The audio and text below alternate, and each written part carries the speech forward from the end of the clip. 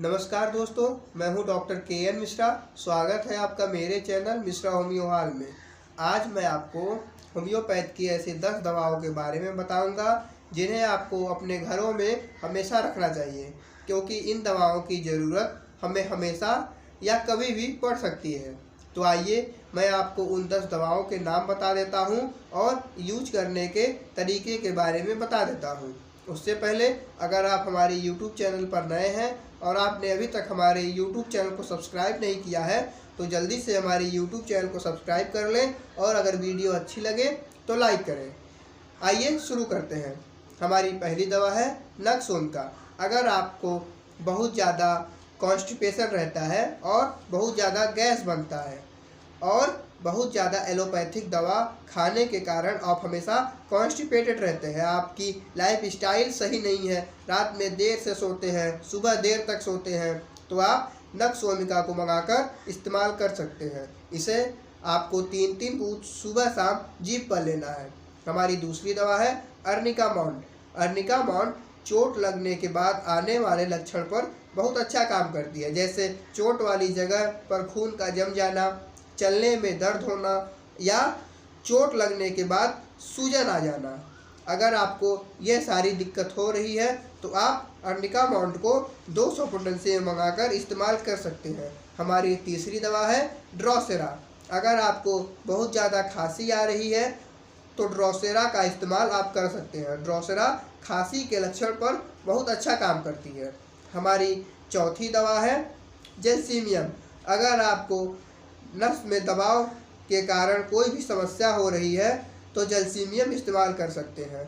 इसके इस्तेमाल से आपकी नसों की समस्या ठीक हो जाएगी। इसके साथ जेल्सीमियम लो बीपी की समस्या पर भी बहुत अच्छा काम करती है। अगर आपको लो बीपी की समस्या रहती है तो आप जेल्सीमियम का इस्तेमाल कर सकते हैं। इसे आप 30 पोटेंसी में मंगाकर 3-3 बूंद सुबह शाम जीभ पर लीजिए। हमारी पांचवी दवा है रस्ट्रॉक्स। अगर आपके पैरों में या जोड़ों में कहीं भी दर्द होता है जिसमें चलने से आराम मिलता है तो आप रस्ट्रॉक्स को मंगाकर इस्तेमाल कर सकते हैं। रस्ट्रॉक्स इस सिम्टम पर बहुत अच्छा काम करती है।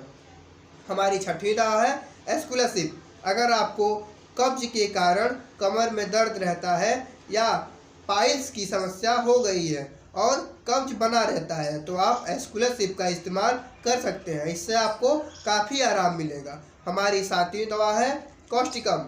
अगर आपको खांसी आ रही है और खांसी आने के साथ साथ आपके शरीर के दूर के ऑर्गन्स पर दर्द हो रहा है तो आप कॉस्टिकम को मंगाकर इस्तेमाल कर सकते हैं।